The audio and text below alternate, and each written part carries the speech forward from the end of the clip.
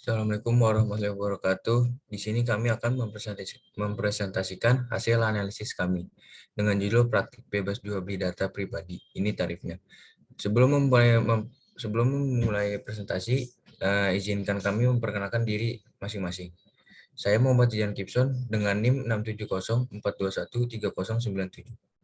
Saya Alsya Dewi Nandika dengan NIM 67042136061.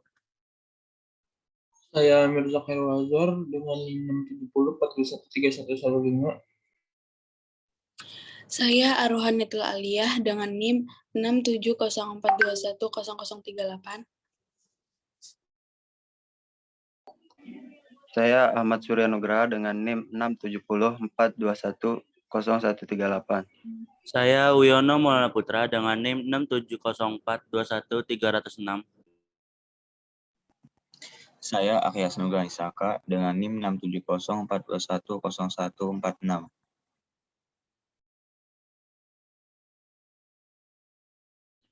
Situation analysis. Yang pertama, ditemukan praktik jual beli data pribadi nasabah di kalangan tenaga pemasaran kartu kredit dengan harga bervariasi.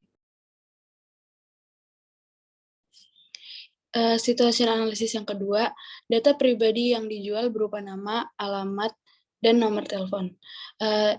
Data pribadi juga terdapat nama ibu kandung, informasi gaji, sampai kemampuan finansial. Situasi analisis ketiga, sebanyak 1.101 data nasabah dipasarkan oleh seorang tenaga pemasaran kartu kredit. Dalam situasi analisis yang keempat, ada koordinator pemasaran kartu kredit di salah satu bank Jakarta Pusat mengatakan bahwa praktik jual beli data nasabah sudah lumrah. Yang kelima, pihak bank memberikan konsumsi kepada karyawan bank seharga Rp50.000 untuk setiap data nasabah yang disetujui oleh bank. Yang keenam, jual beli data nasabah juga dilakukan secara online dengan harga yang lebih murah. Yang ketujuh, melalui aplikasi WhatsApp, pembelian bisa mendapat 21.441 data.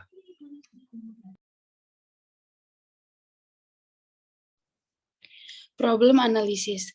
Pemanfaatan teknologi media massa membuat manusia kemudahan dalam melakukan aktivitas sehari-hari, termasuk cara kegiatan berbisnis di bidang perbankan. Dalam bidang perbankan, jual beli data pribadi nasabah menjadi ramai di kalangan tenaga pemasaran kartu kredit. Namun pada dasarnya, jual beli data pribadi merupakan hal yang ditentang dalam hukum perbankan. Ramainya jual beli data ini terjadi sampai munculnya situs yang diperuntukkan untuk menjual data diri seseorang pada situs www.temanmarketing.com.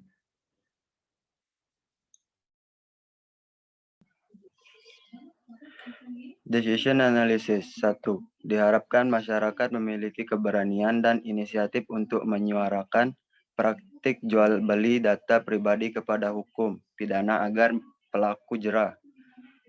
Ditunjukkan pada pasal 26 Undang-Undang ITE telah menyatakan bahwa setiap orang dapat melakukan gugatan terhadap perolehan data pribadi tanpa persetujuannya.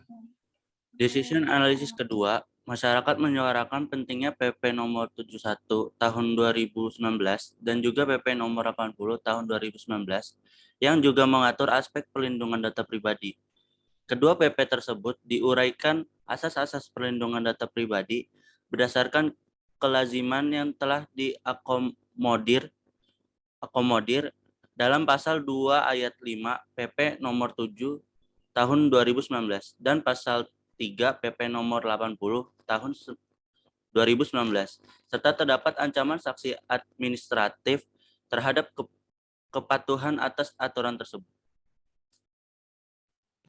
Decision analisis yang ketiga, aparat hukum harus menindak tegas kepada pelaku yang sengaja menyebarkan data pribadi yang bukan miliknya secara ilegal, sesuai dengan rancangan Undang-Undang Data Pribadi atau RUU PDP yang telah ditandatangani oleh Presiden Joko Widodo.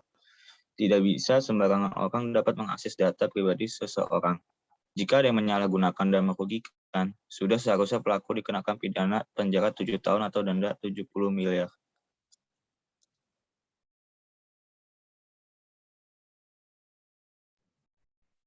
Problem Potensial Analisis. 1. Dikutip dari berita CNN Indonesia, pemerintah sedang mempersiapkan regulasi perlindungan data pribadi yang akan tertuang dalam UU Perlindungan Data Pribadi. Perlindungan data pribadi secara umum sudah diatur dalam Undang-Undang Dasar 1945, UU Nomor 39 Tahun 1999 tentang HAM, dan UU Nomor 23 Tahun 2006 tentang Administrasi Kependudukan. Yang kedua, Badan Regulasi Telekomunikasi Indonesia atau yang biasa kita sebut BRTI membuka saluran pengaduan melalui Twitter @aduanbrti. Pengguna telekomunikasi dapat mengadukan kasus penipuan atau pelanggaran lainnya termasuk jual beli data pribadi melalui saluran ini. 3. BRTI juga bekerja sama dengan pihak terkait seperti otoritas di bidang finansial dan aparat penegak hukum dalam menangani kasus jual beli data pribadi. Yang keempat, masyarakat harus waspada dengan kecanggihan teknologi yang bisa menjadi bumerang pada diri sendiri. Bijaklah menggunakan internet. Sekian dari kelompok kami, kurang lebih mohon maaf. Assalamualaikum warahmatullahi wabarakatuh.